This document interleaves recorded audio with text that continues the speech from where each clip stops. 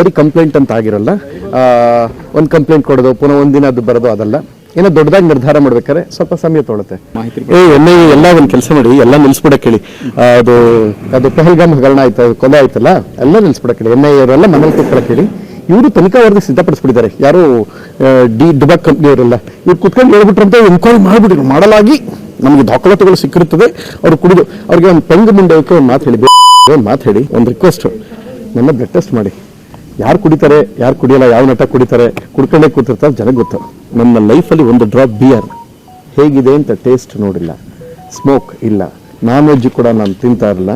ಈ ಕೊಕೇನ್ ಅನ್ನೋ ಒಂದು ಸಿನಿಮಾ, ನೋ ಕೊಕೇನ್ ನಡೀತಾ ಇತ್ತಲ್ಲ, ಅದಕ್ಕೊಂಚೂರು ಫಿಟ್ ಆಗಿರ್ಬೇಕು. ನೀವು ಬಂದಾಗ ಅದಕ್ಕೆ ಅದೊಂಚೂರು ಫಿಟ್ನೆಸ್ಗೆ ಒಂಚೂರು ವಾಕ್ ಮಾಡ್ತಾ ಇದ್ದೀನಿ. ಅದೊಂಥರ ಬೇರೆ ಥರದ್ದು ಬೇಕಾದ ತುಂಬ ಆ್ಯಕ್ಷನ್ ಇದೆ ಅನ್ನೋ ಕಾರಣಕ್ಕೆ ಅವ್ರಿಗೆ ಪುಣ್ಯಾತ್ಮರಿಗೆ ಹೇಳಿ ಒಂದು ಸಲ ನನ್ನ ಲೈಫಲ್ಲಿ ಅದು ಬ್ಲಡ್ ಟೆಸ್ಟ್ ಮಾಡಿದ್ರೆ ಕುಡಿದಿದ್ದು ಸಿಕ್ಕಾಕೊಂಡು ಬಿಡುತ್ತಾರಂತೆ ಆ ಕಾರಣಕ್ಕಂತೆ. ಅಯ್ಯೋ ಬೆಂಗುಂಡಕ್ಕೆ ಒಂದು ಸ್ವಲ್ಪ ಹೇಳಿ, ಸ್ವಲ್ಪ ದಯಮಾಡಿ ನಾನು ಈ ಸಮಯದಲ್ಲಿ ಅವ್ರು ಯಾರನ್ನೂ ಬೈಯಕ್ಕೆ ಹೋಗ್ಬೇಡಿ. ಅವ್ರು ಬೈದ್ರೆ ಪ್ರಯೋಜನ ಇಲ್ಲ.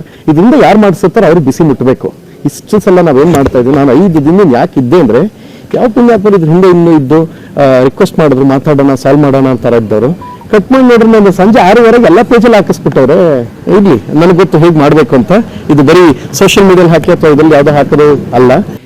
ಇದು ಕುಡಿದು ಪಪ್ಸು ಚಿಪ್ಸು ಅಂತೆಲ್ಲ ಹೇಳಿದ್ರಲ್ಲ, ಅದಕ್ಕೆ ಉದಾಹರಣೆ ಶುದ್ಧ ಸುಳ್ಳ.